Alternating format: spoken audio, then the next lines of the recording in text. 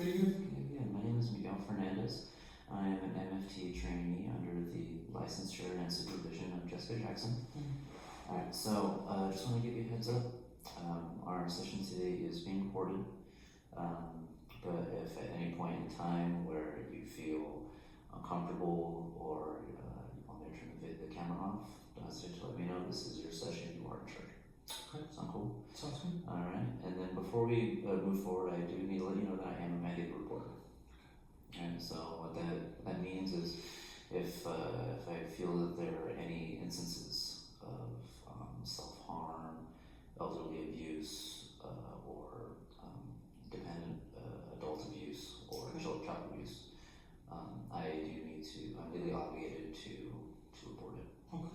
Alright. Do you have any questions for me before we start? No. Alright, cool, man. So let's go ahead and get started, man. What brought you in today?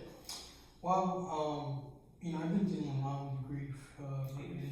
Yeah, my dog's anniversary is coming up next month, and it's been over a year since he passed. Yeah. And I think the thing that eats me up a lot when I think back on it is, I had to put my dog down, and it's not like I wanted to. He had a condition that was just going to get worse, and eventually, after talking with the vet, he told me, I have to look into the quality of his life and to basically look into the options of just ending his life, to give him some peace. And so I think I'm still dealing a lot with the feelings of remorse and guilt over having to have made that decision.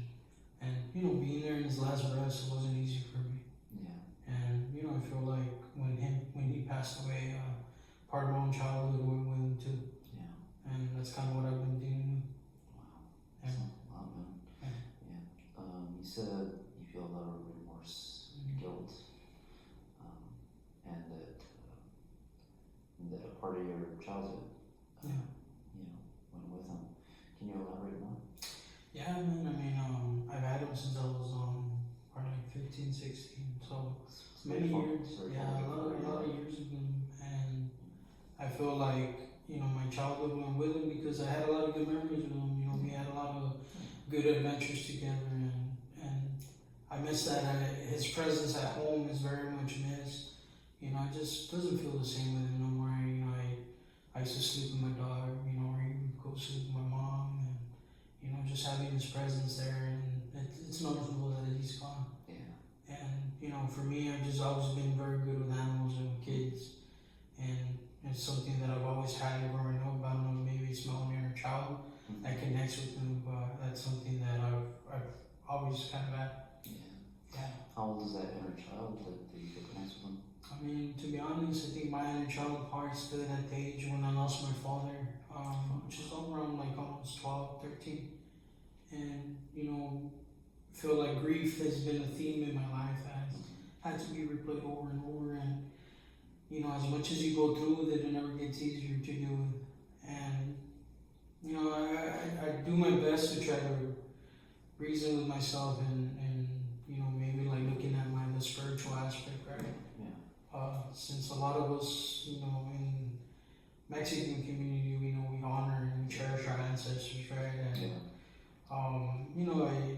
I do definitely feel like I try to honor him as much as I can. Yeah, as I'm also Mexican as well, and I know that it's, as being a Latino man, it can be hard to express these kind of feelings of guilt. Yeah. Would you be open to, as part of our treatment plan, would you be open to learning more coping strategies that a little bit more attuned to men, and this primarily cultural? Yeah, definitely. I do want to learn how to maybe process the grief and the guilt. Letting go of the guilt is probably something I really want to learn how to let go. Absolutely. Well, our time is coming up short, but for next session, we'll definitely talk more about that. Okay. All right. Well, yeah, okay, man. It was really awesome. Thank you for talking to me. Thank you. I appreciate you listening to me. Of course, man. All right. Well, you have a great day.